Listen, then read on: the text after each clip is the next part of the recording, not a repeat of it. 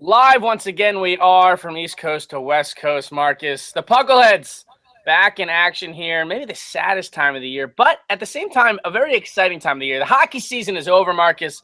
The Stanley Cup Finals wrap up with the Pittsburgh Penguins. Congrats to them and Cole Zimmerman on back-to-back titles. First time since the 96-97 and the 97-98 Detroit Red Wings, Marcus. An impressive feat in this Cap era. How are you doing? And a little thoughts on the Cup here as we get into it. I'm very hot, not because of the weather, but because of all of the heat of the takes that have kind of overwhelmed me this offseason already. We've not gotten very deep in it, but the takes are hot. Way to go. The takes are hot. Yeah, no, it was a good final. My game all season, my prediction fell flat on its face. Predicted that Nashville would be able to win a road game, not Pittsburgh. Turned out it was the opposite of that. Did not see Pittsburgh turning it on the way they did in games 5 and 6, but they got better each game of the series, and they deserved to win. They were the deserving champion, even with how well Nashville played early on in the series. Pittsburgh was dominant towards the end. A bit of an anticlimactic ending. I would have loved to have seen it go to overtime. Yeah. But if you're Nashville too, you got to be a little upset that not one but two games changed because of calls that overturned your own goals. Yeah, it was upsetting there. Definitely some controversy in Game 6 with a disallowed goal. That one, especially since there was no, wasn't offside, there wasn't goalie interference. It was just the ref losing sight of the puck, which is always a very frustrating concept, right? The intent to blow and all that fun jazz that the NHL has in its rule book. I mean, you understand why it's there. Still, it was clearly, to me, a quick whistle. I thought, as the play is converging toward the net, the ref's supposed to be in the corner, but you would like to see him move in a little bit. I know he's blocked by a bunch of guys, but it's a tough whistle for him to blow, and I understand the rule. But sucks for Nashville, but kudos once again. I mean, I think this shows you how well put together these Penguins teams are, and it's even more impressive in a Cap era to go back-to-back. I mean, we found it impressive with Chicago and the Kings, who have had some good runs in past years, but even then they were broken up a little bit with their run. So kudos to the Penguins. And how about Mike Sullivan, first 2 years as a head coach in the National Hockey League, first American-born coach ever to win 2 Stanley Cups. So, I mean, he does it his first 2 seasons as a head coach. I mean, they get it right immediately. Although, Marcus, we transited almost into the offseason, but I find it funny now that the Penguins are talking about getting bigger and tougher because they need to protect Crosby because the rules aren't going to change. And I'm like, did you not just see how you won the last 2 Stanley Cups? Is that really the approach? I'm going to find the quote just so I got it. But they were talking about if the league doesn't do a better job of protecting its star players, we're going to get bigger and tougher or something like that. Yeah. Penguins. Oh my gosh. Yeah, that's pretty much the NHL in a nutshell. NHL personnel executives in a nutshell. When even things go well, they decide to go with the opposite. Yeah, that's. Marcus, your thoughts on Crosby winning the Conn Smythe? Do you think it was the right choice? No, I mean, but I have way less problem this year than I did with it last year. I think Phil Kessel was far more deserving than him last year. I think Crosby was really, really good this postseason. I think Malkin was just a little better. So I didn't have a huge issue with it, no. But it's kind of amazing. Dave Lozo described it best on the Puck Soup podcast when he said that the hockey media basically just look for every excuse they have to give that award to a Canadian, and to not give it to a Russian. I mean, there was talk about the Jake Gensel winning the award when Malkin was far and away the best player in the playoffs before the Stanley Cup final, just because Gensel scored a couple goals. I think Crosby was deserving, but it is kind of funny how they almost had to talk themselves into it, and they were, waiting for, Crosby to play so well, so they didn't have to give it to Malkin. Gensel's American, but he doesn't have the same baggage that Phil Kessel does. I thought that was interesting that they just were so, the narrative seemed to change, once Crosby kind of seized the moment in the Cup final that he's been the best player all playoffs, when I didn't think that was the case, especially when he came back from the concussion after a day, because he's the best player in the league. He can miraculously heal from a concussion faster than the normal average human being. It's not like he was rushed back. before he had healed properly or anything. So yeah, I thought it was odd, but I wasn't too surprised, and I was okay with it. I think we'll ultimately look back on Crosby's career and think, two Conn Smythes is pretty fitting. 3-time Stanley Cup champion. He's certainly building quite the resume. We talked about it last time. I think even more so now. I think you can make a legitimate argument that he's one of the 5 best players of all time, and by the time he finishes his career, I think he has a chance to be one of the 3 best players of all time. Yeah, it's. I think if he wasn't in the discussion already, I think Crosby now has to. When you think, if you want to say, top 5, whatever you want to put, Mount Rushmore, whatever you want to make your staple. Right. If Crosby's not there, Marcus, he is in the discussion. He is as talented and as good of a hockey player as this league has ever seen. He's right up there with the best. I think I don't really have a huge problem with Crosby winning it. That being said, I think the writers and the people who decide who win the Conn Smythe sometimes have a nearsighted mentality, Marcus, in that it's the playoff MVP. It is not the Stanley Cup final. It's not like baseball where they have each round's MVP. It's the playoff MVP. That's 1, 2, 3, 4 rounds of hockey, potentially 28 games. So that's you got to see the grand scheme of things. And I think it's tough to see 2 months on the line when it's, especially in the playoffs when everything is so calculated in such amount of smaller scale, and in the sense that it's not like it's within each round. But if that's the case, I still think Malkin probably should have won it. But I can understand why you gave it to Crosby, and maybe it's not always all about the points and all that stuff. And I think he was definitely the Penguins' best player in the final, maybe next to Matt Murray as well, in some of these cases. But good for Crosby. I'm not going to argue against it. I still think Malkin probably was the best overall player for the team throughout all 4 rounds. But it's exciting time nonetheless, and good for the Penguins. We'll see it. Marcus, let me bring up this quote real quick so I can get back to it. Oh gosh, the physicality. This was actually during after game 1 or right after the conference finals. Talking about Crosby and his treatment of the NHL, blah blah blah, from the Nashville Predators. It was right before the finals. This is from Jim Rutherford, the GM. Hear year after year how the league and everyone loves how the Penguins play. They play pure hockey and they skate. Well, now it's going to have to change, and I feel bad about it. But it's the only way we could do it. We're going to have to get 1 or 2 guys in some of these games that should be just good hockey games and return to the SHIT show. We'll be right back to where we were in the 70s, and it's a real shame. So, hey. Didn't they already do that this year when they had Sestito? Like, hasn't he already tried this? Like, he already had a Good on his team. He had Sestito this year, and Sestito didn't play a playoff. Oh, my God. It's just such a, we could do an entire show on these. It's also a liability on the NHL here, though, because I don't disagree with what he's necessarily said. I mean, if you're going to, quote-unquote, protect, I'm not saying star players and Crosby or whatever. I'm just saying protect, the well-being of the players in your league. Like, the guys with, head injuries and whatnot, they need to do a better job of that, especially in the playoffs where they seemingly let everything go. But then, a couple of days later, Crosby's pinning down PK Subban and punching him in the head. And just like Crosby's taking plenty of shots. I mean, it goes back and forth, and I think the league should just do a better job of actually calling penalties and start. And there's the concept of playoff reffing and regular season reffing always blew my mind. If it's a penalty, I agree with it. Yeah, I never. Now if you're going to be a crappy ref all game and not call the little ticky tacky stuff, and then all of a sudden do it with 2 minutes left in the game, and then I'm going to have an issue. But if you just be, as I've always said, whether you're consistently good or consistently shitty, it doesn't really matter to me. Just pick one end of the spectrum, and we'll go from there. Yeah, I think it's more than a little absurd, and I think the notion that having these deterrents on the ice is actually going to make a difference. It doesn't make a difference at all. I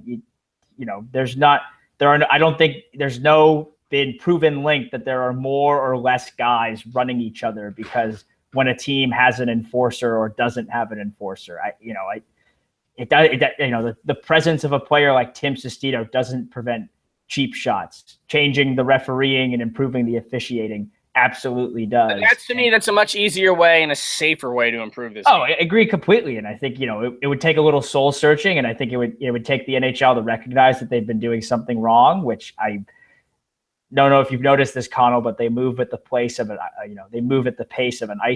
Titanic approaching the iceberg pretty much in this Yeah, exactly. Just slowly, can't turn away until the very last minute.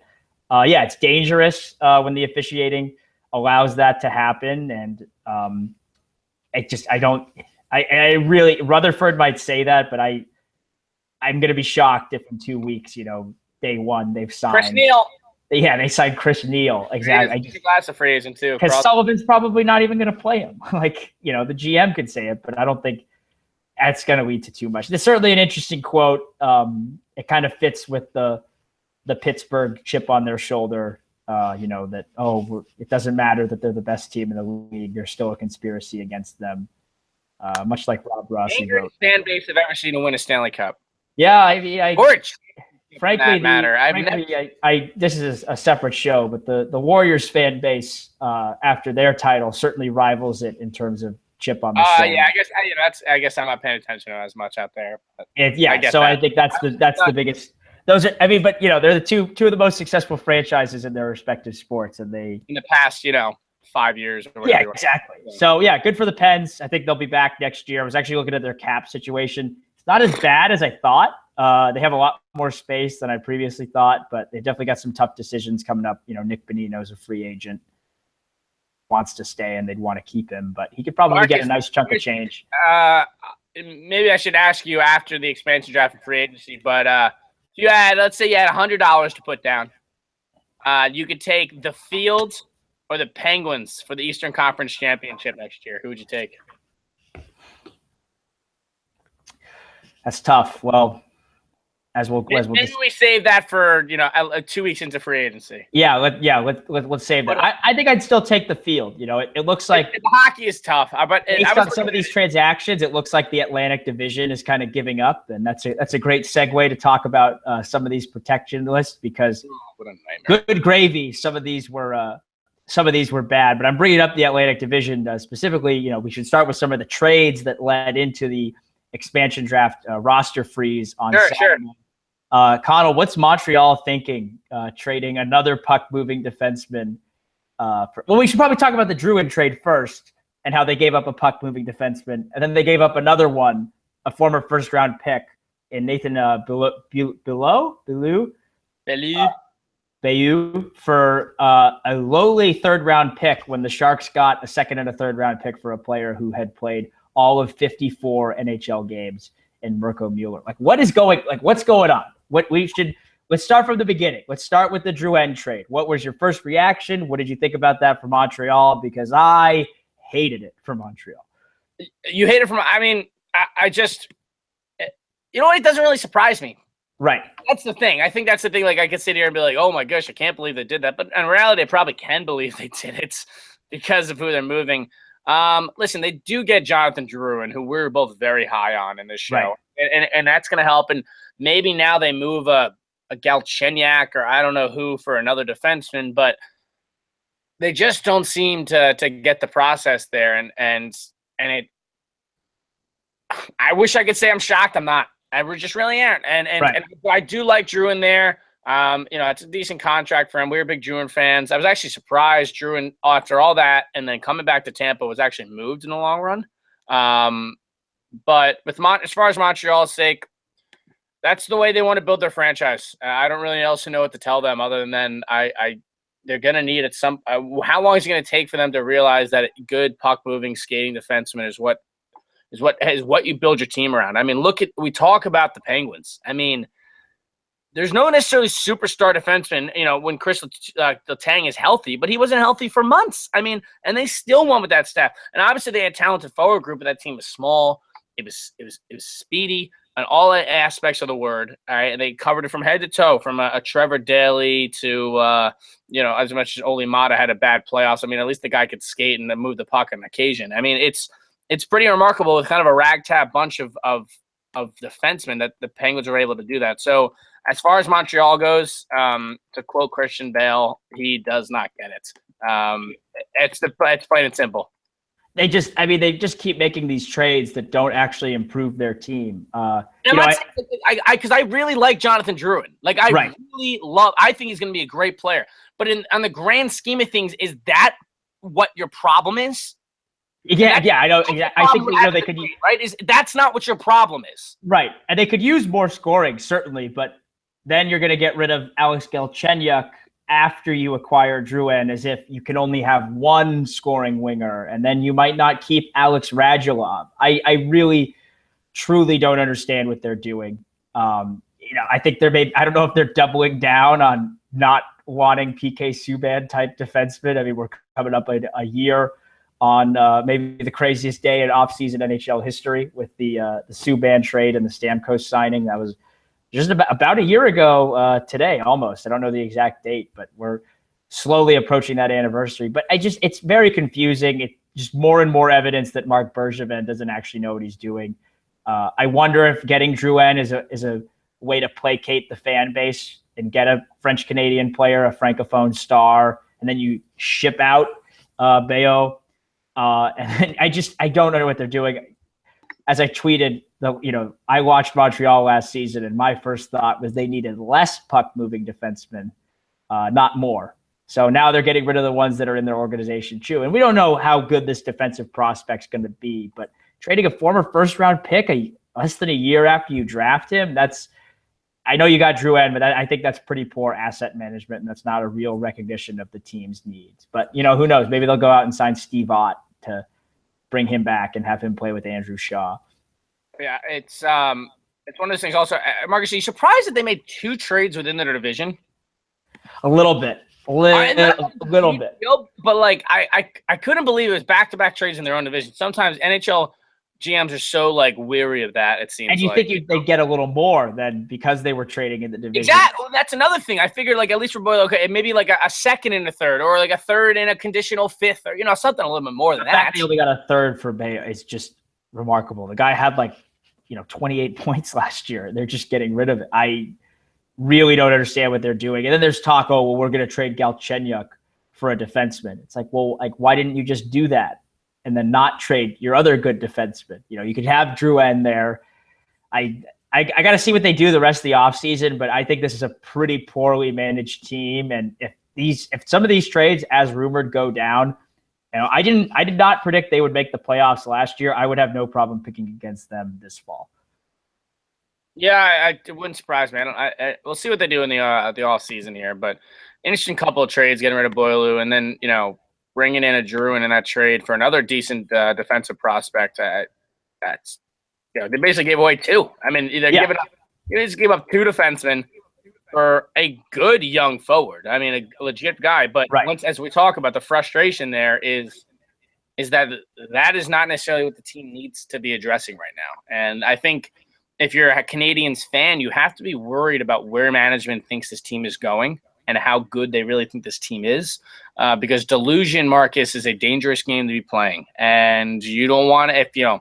These are the kind of moves that if you're not right on, and you keep bringing in these older, maybe old-fashioned NHL defensemen, it can leave you in the dark for a long time coming. Which in reality, it's good for hockey if Montreal is good. I mean, it's a good. They're a marketable team.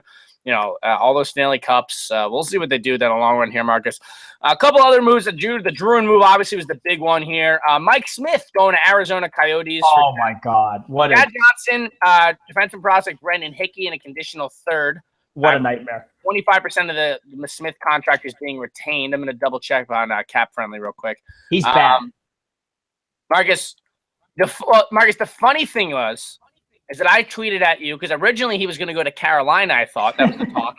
And then I saw the trade. I was like, I don't know what Carolina's doing. And then I was like, oh, well, I don't know what Calgary's doing either, because then I realized who it was. Marcus, Mike Smith hasn't been good in 6 years. He really hasn't.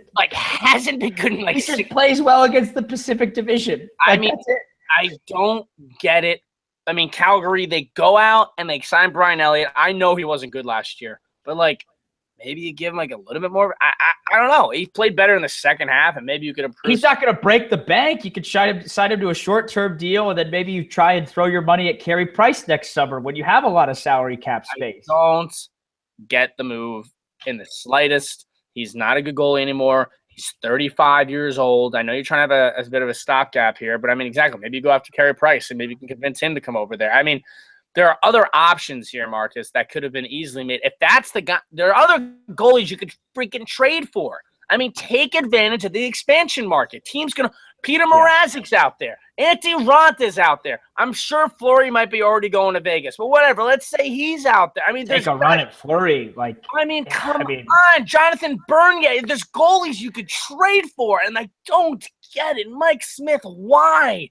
I think Brad Treliving, who's the GM in Calgary, was there when they brought in Mike Smith. So I think that's some of, that's where some of it comes from, familiarity there. But it's a very typical NHL move. A guy has this reputation and then it's really not earned. And then I saw a lot of the takes from quote unquote mainstream hockey writers, granted, not a lot of them, but people at more traditional places like the Hockey News and the TSNs and the Sportsnets. They're all like, oh, well, the Flames get their number one goalie. I'm like, what? Like Mike Smith, I think I read a stat like since 2009 of the goalies that have started 200 games, he's 20 out of 23rd in save percentage. I believe it. I mean, he's on a bad team, and I think that's the only upside is that they hope, okay, now he's going to play behind Freddie Hamilton, Mark Giordano, all those guys, and there's a little more protection in front of him. But my goodness, that is an awful, awful, awful lot to give up for a guy who's not even that good. I don't know. I don't think they were a Mike Smith away from contending. So I would have tried to, maybe stand pat, maybe improve the goaltending a little bit. And like I said, make a run at Carey Price because, we talk about Montreal, the way they keep making those decisions. Is he really going to stay there? Calgary could certainly use him as a goaltender. I believe they're going to have the salary cap space necessary as well, given how young some of their guys are. Yeah, that was a mind-bogglingly dumb trade, in my opinion. Good for Arizona, though. I mean, Arizona keeps getting rid of their bad contracts and is able to get rid of guys and get a good haul every time. I don't know why people are traded with John Jaika anymore because they're just getting, they're not getting the good end of the deal. I really don't understand what Calgary is thinking. Marcus, speaking of Arizona, chose not to re-sign Shane Doan today, their longtime captain. He's been with the team forever, basically, his entire career. Any merit to that? I mean, do you think, if he really wanted to stay, do you think they could have just given him another 1-year contract? I mean, Arizona's probably not competing for another few years. I don't think it really would have hurt them to keep him. I understand why they didn't keep him, but thoughts on that? Yeah, I mean, I was a little surprised, but I think he's, his effectiveness has definitely, waned a little bit. And I think at some point you've got to cut the cord. And I think, maybe Arizona looked at it. All right, we can hang on to him, but we're probably not going to get anything for him in a trade, even if we tried. And he's, we've got young players. I don't know what their situation is. Maybe they think they've got young players that are ready to, take that next step. It would have been nice maybe that he got, a bit more of a storybook kind of ending, but I wonder, I mean, my first thought is, does this mean retirement more so than who's he going to sign with? I mean, he doesn't make sense for anybody, really. A 40-year-old guy, he's not Yager. Okay. Right. He dropped 20 points in point production this year. He's at 47 2 years ago, 28-19 for 47. This year it's 6-21 for 27 and actually 2 more games. Listen, Shane Doan, I hate to say this. I think Shane Doan's reputation is bigger than he ever really was. And he's a good hockey player. He had a really nice career. I think it could be over, which is upsetting because I know you would like to maybe see him get his last little farewell tour, if you will. But we'll see. They said, according to his agent, he's not planning on retiring. He's going to test the free agency market. But I mean, I wouldn't give Shane Doan more than probably the league minimum. Maybe a couple signing bonuses in there as a veteran guy, but I don't see him really fitting in many places. And I think it made sense for him if you wanted the veteran leader there. But hey, if he finally wants to go chase that cup that he's kind of almost been avoiding by staying in Arizona all this time, I mean, see if he can do it. I don't really know where is he going, but hell, who knows? I guess we'll see what happens there. Yeah, that was an interesting event with Arizona. I think that was certainly one of the bigger trades. Like I said, the Sharks also sent Mirko Mueller to the New Jersey Devils for a 2nd and a 3rd round pick. They also sent a 5th round pick the other way. My takeaway, as former EIC of Fear the Fin tweeted, or I was tweeting him the other day. He tweeted that he Doug Wilson fleeced Ray Shero again. Like Ray Shero's the guy who gave up 2 second-round picks for Douglas Murray. So I don't know why Shero keeps dealing with Doug Wilson for defensemen who are either a little past it or aren't going to have much of a shot. Mueller's a good player, was definitely a product of some misplaced expectations when he came to San Jose. Didn't really score a lot in junior. Was probably drafted too high. I think teams probably fell in love with his measurables more so than his actual ability. But he also came to the Sharks at the most dysfunctional year they've had, maybe since they were like playing at the Cow Palace, when they were like, oh, we're going to be bad all of a sudden. And then the next year they decided to be good. So he's gone. Not a huge surprise. I think that was really the last deal, right? Were there any other trades made? I'd say the last one there. And there's a lot of rumors flying around with multiple teams maybe trying to make deals to get out of the expansion draft and all that stuff, and maybe make some trades with both Vegas and maybe some other teams that could take advantage of teams with the expendable players, such as we were talking about. Minnesota was one of those teams there, but not much going here, Marcus. So we'll jump right into it then with the expansion draft. Going to be very exciting. They're going to have that announced all on Wednesday night, because tomorrow's when they officially will go in to make their decisions and predict their list. And then on Wednesday night at 8 o'clock, they're going to be announcing them. Marcus, some teams will be hit a lot more than others, and some teams, well, as we learned in the NHL, are just flat out stupid. And one of those teams we'll start with, when we started before the show, is the New York Islanders, who have a franchise player in John Tavares, who they're worried about keeping beyond this year. And if I have any money to say on it, they have done everything possible to make sure he leaves the New York Islanders. Yeah, one of the more confusing lists. Just reading an article, there's a report that just came on as we went on the air that this is from Arthur Staple of Newsday. The Islanders have a deal with the Vegas Golden Knights. They're going to send a first-round pick to Vegas, and Vegas is going to pick Nikolai Kulemin, which, maybe makes their list make a little more sense. But I'm not going to give them the benefit of the doubt here at all. This was a very odd list, and I think the list that surprised me the most, and I think it just speaks to Garth Snow's, reported, there's been a lot of reports about his mismanagement, and I think some of those reports are starting to be proven right. This list represents, that they don't really understand anything about their team. I'm pulling up the expansion list right now. Adam Pelech, Conall, was one of the 8 protected players. Of course, yes, by the New York Islanders. Adam Pelech, who I guess Vegas and the Islanders were really worried about losing in the expansion draft. Look, if you lose Adam Pelech in the expansion draft, you're probably in pretty good shape, right? Like you'd be okay with that. And I don't think that's a player that really interests Vegas. So they had to protect Andrew Ladd. They had to protect Tavares because of no movement clauses. The only other forward they elected to protect was Anders Lee. They had to protect Johnny Boychuk, so they protected him. Also protected Nick Leddy, Travis Hamonic, Ryan Pulock. Yep, makes sense. Then they protected Adam Pelech. I can't say that this list made any sense to me, and I think this was maybe the worst protection list submitted by any team ahead of the expansion draft. Conall, what do you make of this situation? Because it seems to me they could have just protected some of the guys they wanted to protect and then not have to give up a first-round pick. Yeah, well, it sounds like they're making trades to make sure Josh Bailey and Cizikas are staying. Talked about a few more, the ones you just mentioned, of course. But the Islanders are going to give up at least a first-round pick and apparently a decent prospect to keep these guys, and possibly even another pick, some other reports are showing. So the Islanders are just paying a king's ransom over to the Knights, no pun intended there, to really keep these guys. And you wonder what the thought process is of some of these teams as they go forward. I mean, the Islanders have some good young players they need to build this team around, and I get you're paying to keep these players, but you're still going to lose someone, and you're still losing someone, right? And even if it's Kulemin, decent little player for the Islanders, has had some success with them. Also a pending UFA and a player that they could get assets for at the trade deadline.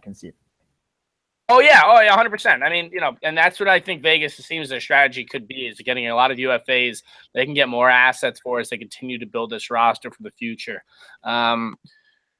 Islanders, there's a lot to question about their stability in New York still and all this. If I see this from a player standpoint, I know you're trying to there is a loyalty sense, and they are trying to keep some players, but I mean, it's got to be worrisome when you see something like this in your management. I just really would love to know what some of the players are thinking going down the line here, Marcus. And when you talk about management and what they're thinking, Marcus, there are two other teams that come to mind when I saw the protection list. Oh my gosh. That I did not get. And two of them, I mean, it's basically like you're protecting the same player. One used to have better hair than the other one has. Other than that, I can't really imagine why you keep one. One is Ryan Reeves being protected by the St. Louis. Ryan Reeves had like 6 points last year. He's one of only 13 players that was protected that had 13 or less points last year. Is this a joke? He had 13 points. The year before, he had 4 freaking points. His career high is, you know what, Marcus? I should give him credit. His career high this year, 13 points. I mean, come on. What are we thinking? And then we got Toronto protecting Matt Martin. Right. Yep. I know they signed him last year, and he's good in the room for the young guys. You couldn't figure out someone else you could possibly try to keep here? Any of these guys? Even if it's a UFA, just be like, you know what, we're going to try to keep this guy an eye on a little bit longer. Yeah, seeing the amount of enforcers and tough guys get protected was certainly a surprise to me. I was also surprised by Florida opting to go 4-4-1. And they didn't protect Marchessault. They didn't protect Marchessault, nor did they protect Jason Demers. Another one. Good players. Either one, if they are taken by Vegas, good for them. You have to. I mean, at that point, you got to assume they're trades at this point that haven't been announced. Right. But oh my goodness me! I mean, obviously Roberto Luongo's contract won't be taken on. But yeah, I mean, Jason Demers, who they signed last year to a decent contract, he's 30 years old, only about $4.5 million on that contract, I believe. I think he's still got 3 or 4 years on it. I mean, it's a decent contract for Florida, and it's not over necessarily paying for the guy. It's probably around market value for what Jason Demers is. Right. Exposing him didn't really make a ton of sense to me. Marchessault too doesn't make. And then Marchessault, who coming off 30 goals, and he's making a $750K next year. I mean, on a steal of a deal. There has to be a trade. I cannot believe you would let a 30-goal scorer go on basically a rookie contract and potentially lose him for nothing. And a guy who was rated this upcoming year, you could probably get like a second-round pick for or something like that. You get some good value for Jonathan Marchessault for sure. I think the biggest surprise for me was that they did elect to go 4-4-1. You looked at Yandel; they probably couldn't get him to waive his deal, so it was, and just given that the contract status, they had to expose a 40-70 person on defense. Made sense then. Would get exposed over Alex Petrovic. That makes some sense because Petrovic is not under contract next year, and it wouldn't have satisfied it. And the only other player who is under contract next year is Aaron Ekblad. Now, if you're Florida, you got to know that, and you maybe sign a player who's not as good that does hit those requirements. Maybe you sign Jakob Kindl or Petrovic. You work out a deal with them so you can expose Petrovic instead of Jason Demers. You can expose Jakob Kindl instead of Jason Demers. But if you're only going to me, it seemed like there were really only 3 defensemen for them to protect if they couldn't protect Demers. So then to make it a 4-4-1 and not, you're going to leave Riley Smith exposed. You're going to leave Jonathan Marchessault exposed. And I know they had to expose 2 forwards, but you still could have exposed UC Jokinen and, Colton Skevior or your captain, Derek McKenzie, potentially. Very, very confused by that, Conall. Very confused by some of those approaches because Marchessault leaving him exposed just seems really, really odd to me. The guy's a legit prospect. I mean, he's took a little bit longer to develop, but I mean, maybe he's not a prospect. But I mean, listen, he scored 30 goals last year. I mean, I think there's necessarily a fluke there, and more importantly, he's on a great contract. I mean, even if you got 15 or 20 goals out of a $750,000 player, you'd be ecstatic. So I think it's expectations versus reality here, Marcus. As we keep going through the list, Marcus, I mean, we could go through every one and maybe pick our Vegas team, which I've done a few times thanks to Cap Friendly's expansion draft tool and all that stuff. Marcus, we'll make it a little simpler here. We'll pick 3 guys here. I think we could have a little bit of fun with this. If you're Vegas and you look at the available players that you could possibly take, and we'll take into a fact that we think Sami Vatanen's been protected by a trade. Obviously, the Islanders guys we talked about. If there's trade rumors around them, we'll try to avoid. But that aside, a forward, a defenseman, and a goaltender. Is there anyone who really stands out at each position for you that you think Vegas has no choice but to take when it comes down to it? Well, I think on defense, the guy we talked about is Jason Demers. He's on a great contract. He signed for a long time. He might not be good. Vegas might not be good at the point that he signed for, but that's a very movable deal. I would think there's enough tenure on that, and he's not getting paid a ton, especially as the cap keeps increasing. Cap's going to be at $75 million next year. He's the defenseman that I think is the no-brainer pick. At forward, I think it's a little tougher because I really don't think there are any great forwards available because of this. If the Islanders weren't protecting Strome and whatnot, I'd think of that a little more. Maybe if a Valerie Nichushkin didn't get protected by Dallas, I would have thought he would have been a guy ripe to claim. See if you can get him back from the KHL, and then if you can't, So that being said, I think in terms of forwards, I might have to go with Marchessault again. I don't know. I can't go with the same team. I would too. I think Vegas Florida has potentially two of the most intriguing guys at those positions. So I'm going to cheat though. I'm not going to go with forward. We'll go with there. I think I'm going to go with Eric Staal as that's another great one. The forward from the Minnesota Wild. A surprise inclusion here. He's only signed at $3.5 million a year for the next 2 seasons. That's a very movable contract. He's a good leader. He'll be good in the room, kind of teach those prospects the ways. And then in net, I think it's tougher. I think there's a lot of good goaltenders available. Very surprised that Mrazek was made available. I think he had a down year, but I think he's a good up and coming goaltender. I'm going to go a little bit off the beaten path here mostly because people have told me there's no chance Vegas claims him, but I think there is a decent chance. I'm going to go with Aaron Dell, the Sharks goalie. He signed this season for only $625,000. You're not going to really have a problem if you're Vegas spending to the cap ceiling, but I think the guy was a $930 goaltender on a $625,000 deal. I would lock that in to the crease almost before any of these other goaltending contracts because he's just signed so cheaply. Yes, he might be no more than a backup, but I think on a value contract like that, you have to take advantage. And I think even more so than a guy like Philip Grubauer or a guy like Antti Ranta, because I think those will eventually cost more. I think you can keep the cost down on Aaron Dell, and $625,000. If a team needs goaltending depth, that's another contract that's easy to move. So those would be my 3. I think Vegas is a real shot to kind of create a goaltending monopoly here and maybe make a couple trades, maybe claim 4 or 5 goaltenders and make some trades here. I think that's got to be part of Vegas' strategies, claiming guys and flipping them for other players if they want them down the line. If we're going to go forwards, I'm going to go for him. Hard to pick against Marchessault. I think speaking of just contract and being able to lock that guy up long term, I think you also got to look at a guy, obviously Eric Staal. I'm a big Darren Helm fan as well. He's a free agent. Even our boy James Neal is available, and even our boy James Neal out of Nashville is available. I would pick. Here's my thing: if Dumba is available in Minnesota, I think I'm taking Dumba as my defenseman. He is available. Yeah, so I mean, as long as there's no other. As long as there's no trade, yes. I haven't heard anything. If there's no trades in there, I would take Dumba as my defenseman. I'd probably take Marchessault as my forward. Goaltender. Take your poison, pick where it is. I wasn't thinking of Aaron Dell. It's certainly outside the box. It sounds like it's probably I'd probably take Fleury. I think you're going to get a guy. He's the obvious one. That's why I didn't go with Fleury. Yeah, he's the obvious. He's definitely going there.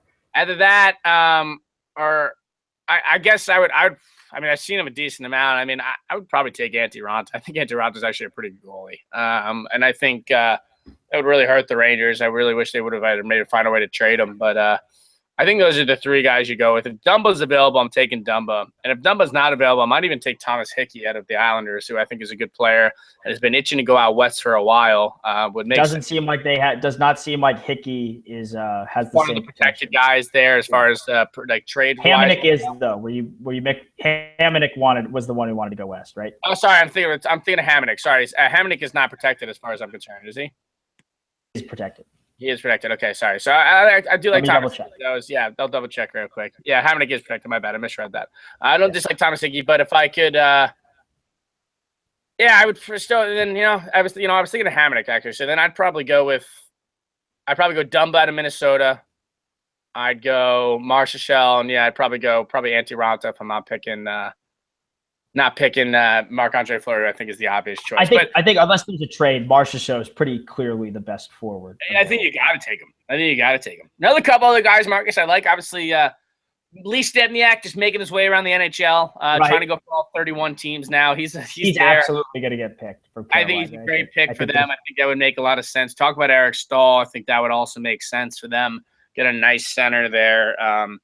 Listen, I think realistically Vegas's goaltending and defense could be pretty decent. I think that's where they're going to have their strength. I think their goal scoring is where it's going to struggle. Obviously, it's going to be a little more troubling to get there. But if Vegas just approaches this the right way and doesn't rush into this, which it sounds like they're not, I think Vegas could be depending on the moves they make down the line. I mean, that could be a legit team in 3 to 4 or 5 years there. There were reports too. I think this is another one we touched on. I don't know if they were disproven. There was a report that the Columbus Blue Jackets had a deal worked out, so they wouldn't. They're trading King's ransom to the Knights also. And I believe so. One of the players that they don't pick is Jack Johnson. That's correct. That is correct. You read that doing correct. that. So at least that was the report. Which, I mean, we got to. He wasn't on a protected list, but if you're paying Vegas not to take Jack Johnson, that shows you where some of these guys' priorities are. It just shows you. I mean, what are you doing? Adapt or die, man. These guys are dinosaurs. I mean, it's plain and simple. If that's your mindset, you are a dinosaur. I don't even think you take Jack Johnson regardless. If you're Vegas? Yeah. No. Yeah, no. What are you worried about? Yeah, you're not going to touch it. Oh, my God. Some of these teams, I just don't get it. Regardless, I'm really looking forward to it all because it's going to be an absolute a disaster in the best way possible. How good do you think Vegas is going to be? Because I think some people are talking them up way too much. They're talking up this team's ability to compete right away, given some of these players available. I look at the collection of talent, and it's going to be 4 third and fourth lines, maybe 3 second pairings, and then guys that either haven't gotten a shot or career backups in the crease. I think they're probably going to be the worst team in the Pacific, if not for Vancouver. Yeah, let me look. I'm gonna just kind of look at everything real quick. Middle of the road. I mean, they're gonna finish like 12th in the conference. 13th in the conference. I don't think they're gonna be a playoff team by any means. I think that's fair. I mean, Colorado will be worse. Vancouver will probably be worse. Phoenix could potentially be worse. So yeah, I mean, that puts them right in 12. That 11 to 13 range right in there. I don't think they're going to be a playoff team. And I think failing. They don't want to be. I think they'd fail if they tried to be a playoff team. And I'm not pushing that they should tank. If they somehow, with a fluke roster, make the first round and get a couple of home playoff games, hey, good for them. But you know what? They talk about, flipping guys for more draft picks, building this team up the right way. I mean, realistically, I think you want your first superstar, Marcus, to be someone you drafted. I think that would be such a good story for Vegas to have. And I think the sex appeal of a new team in that market will carry them at least for the first couple of years. They don't necessarily have to worry about the playoffs yet. I think the out-of-market fans will help. I already talked. I was texting Greg the Leg Ackerman and my buddy Christian Constantino. I said, as soon as the schedule comes out on Thursday, I am planning on booking my ticket to Vegas when the Rangers go out there. I mean, I think the amount of people that are going to flock to go there just to see their team and experience and have an excuse to go to Vegas. You want to see the Rangers? It's going to be great. Oh, yeah, I'm going to go when the Rangers go. Whenever the Rangers go, I'm going. That's going to be my first Vegas experience. That was my plan. And so I think there's going to be plenty of that, especially at least the first 2 or 3 years. So don't rush into it. There's no need to. If you could get a bunch of guys that, you could flip for contracts. We talked about good guys like you could flip. Talked about Lee Stempniak. We talked about, Eric Stahl. These veteran guys you could eventually flip for potential good players. And a lot of guys they can claim this year that they could trade in the offseason that could potentially work out for picks. I mean, What if hell, they could take Jason Demers from Florida and then all of a sudden be like, you know what, there's a lot of teams dangling who wants a first-round pick again in next year's draft. Here's Jason Demers. You need a defenseman. I'm not saying he's worth that talent, but hey, you know what? Teams get desperate. And I think there's Vegas has a real stranglehold on the league right now, which we don't really see. I think it's a kind of an exciting time to be a hockey fan. I think I'm really looking forward to it. And it seems like McPhee's taking the right approach. He is, and good for him. I think he is. Yeah, and I think you have to. You got to say, hey, you know, if you want to keep your teams intact, let's work something out. I think that's the proper approach. He shouldn't necessarily bail teams out and just take their bad contracts without getting a lot in return. But it sounds like, the fact that Columbus is going to ship them a pick to protect players that include Jack Johnson, what a world, man. What a world, an NHL world we live in. This is an off season that I think could be absolute chaos, and I'm really looking for. I'm actually bummed there weren't more trades made on like Sunday or Saturday before the roster freeze. Me too. I was a little bummed that the biggest one from a Sharks perspective was the Mirko Mueller one. I was like, oh, Mirko Mueller got traded? Then he got protected? I was ready for the Rangers to swap Derek Stepan for a second-round pick and Shane Doan. So, I was actually pretty relieved after I heard Phoenix was in on it. I'm like, well, they're not trading Oliver Ekman-Larsson, and I don't want anybody else on this roster, so please don't be stupid. Mike Smith for him. But it's fine. Now he's a free agent, so the Rangers are going to sign him. It's great. I think it's going to be interesting to see what they do. I think they've got the league. They've got the league by the horns for the next couple of years. I think the conspiracy that the Devils got the first overall pick because Gary Bettman lives in New Jersey. No, but it's ridiculous. We could talk about the draft. We could talk about are you Team Nolan or Team Nico? I've been watching a lot of NHL Network and actually doing my research now that the season's over, and I have nothing else to really look at hockey wise. So I've been breaking them down.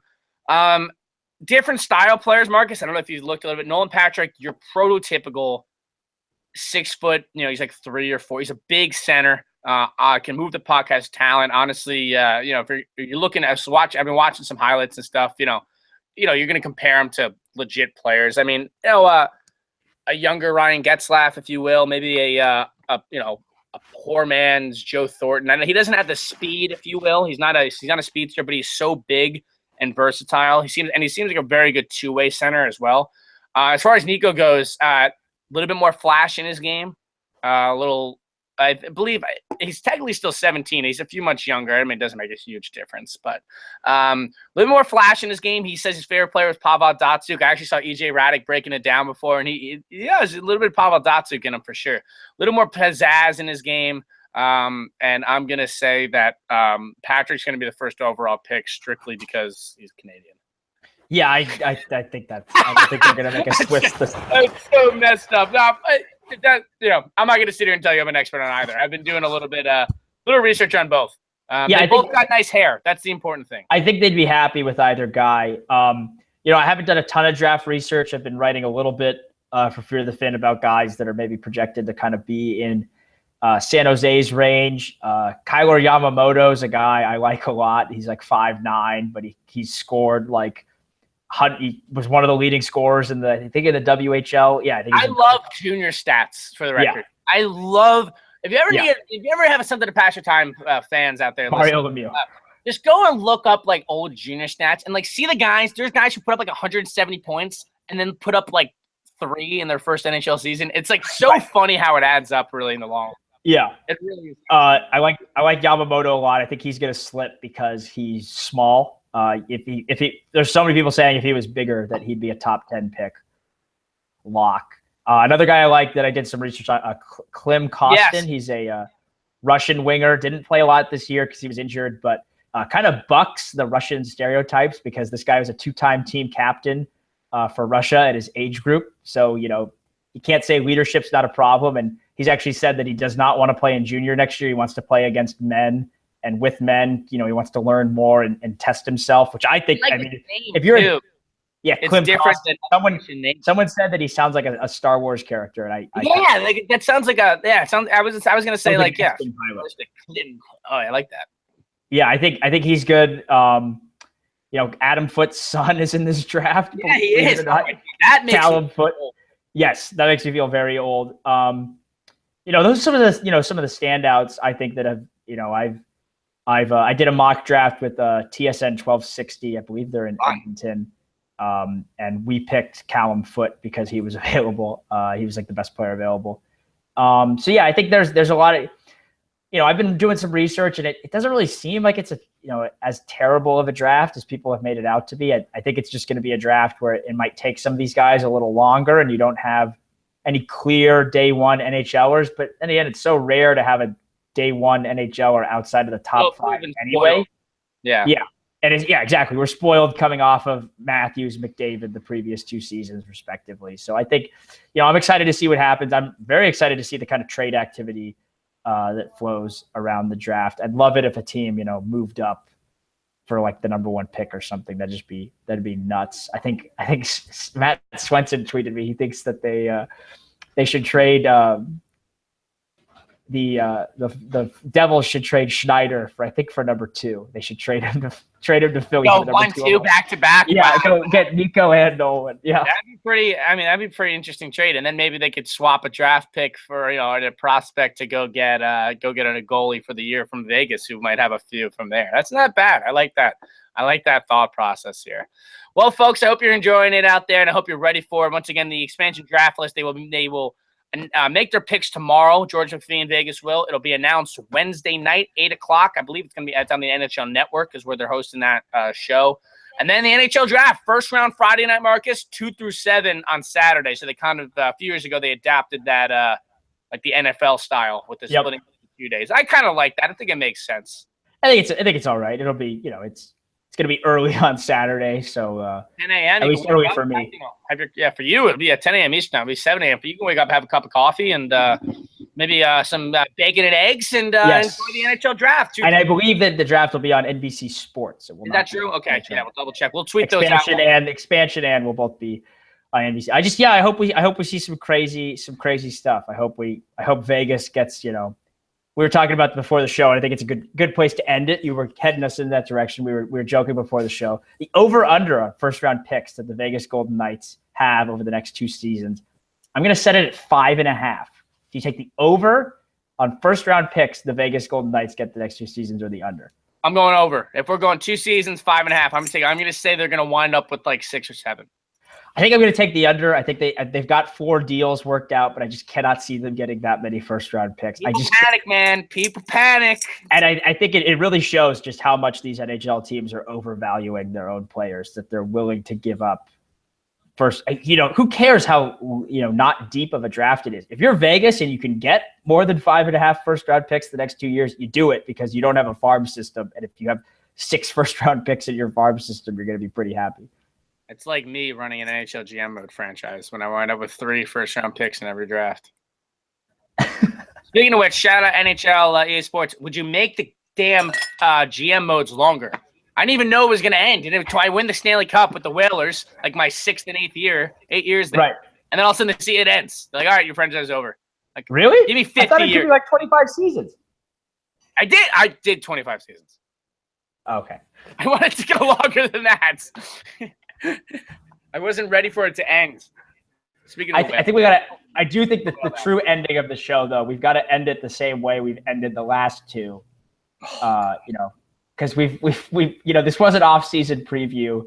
The last 2 shows we've ended with Conall just ranting about the state of the New York Rangers, and we'll do a free agency preview. I think probably after the draft. So sometime probably this time next week probably. But yeah, Conall, give the good people a taste of what they want. Give us a good minute. I'm gonna get the timer ready. Minute. Oof. Yes, I'm giving you a minute this time. A good minute on the state of the New York Rangers. Are you ready? Are you loose? Are you all ready to go? Stretch here. Just let me know when you're stretched and ready, because then we'll start it. Remember, kids, calisthenics. You don't want to pull a muscle. Oh, all right. I'm ready. All right, and you may begin. Okay, let's start first by complimenting the New York Rangers for finally buying out Dan Girardi. Dan Girardi, 11 years with the NHL. The Rangers, congratulations, great. Now let's start with the fact that they shouldn't have even signed him to the contract to begin with. You could have signed Strawman, you could have had Yandel, and then you signed Mark Stahl a couple years back, and then you let Yandel go. So think about this, folks. The Rangers then could re-sign Smith, then go after Shattenkirk. You'd have McDonough, Shattenkirk, Yandel, Strawman, Shea, Smith. That'd be the best top six in the NHL, but now we still have to bitch him. They didn't even ask Mark Stahl to waive his no trade clause or his no movement clause. At least ask the guy and piss him off a little bit so he wants to leave, because clearly they're not smart enough to get rid of him, and still going to play him on the second pairing, thinking that's going to be the issue in the long run. But still, they let Brandon Smith be exposed, and they protect Nick Holden. Like, out of all... Oh, God, thank God Kevin Klein's probably going to retire here. But screw it. Just, you could have moved Nick Holden for anything, for scraps or whatever, and then you could have renegotiated in this time period with Brandon Smith, re-signed him, protected him, or just protected the UFA. Ugh. I didn't realize they actually protected Nick Holden. Yeah, they did. That's really bad. McDonough, Holden, and Stahl, because Shea got exempt. That's really bad. No, yeah. Well, they almost had to protect him. They did, but they could have just let him expose and protected the UFA and Brandon Smith. I don't want to risk losing. That's fair.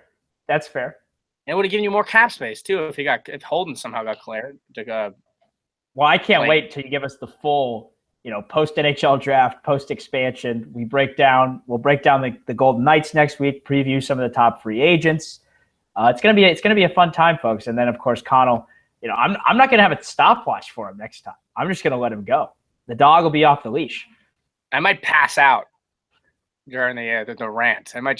I'll be gone for a few seconds. Someone will have to come and throw some water on my face, and I'll pop it, or get some smelling salts going, and I'll pop back up. So we'll see. We'll see how it goes. I don't know, but they're gonna lose somebody who I didn't want to lose. So that's my whole thing. I mean, I wish they had made a bribe trade somewhere. I would have given up happily a second-round pick in order for them to take Nick Holden. They could have had the 2018 second-round pick in order if they. Would you have given up a first? I would have given up a first for Mark Stahl. Holden, no, because he's got 1 year left in his contract and he's still relatively cheap at one point. If Nick Holden was your third pairing defenseman, I could live with it maybe. If you say got Shattenkirk. But he's McDonough's partner. At some points in the playoffs, he was. Yeah.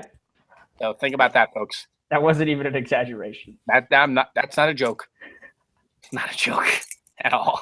We don't like to end on jokes here, so thank you, as always, for tuning in. Conall, thank you, as always, for doing this. We'll do this again next week, probably the 26th, the 27th, break down the NHL draft and preview the rest of the offseason as well. So for Conall on the East Coast, I'm Marcus on the West Coast. Thanks for watching. Bring back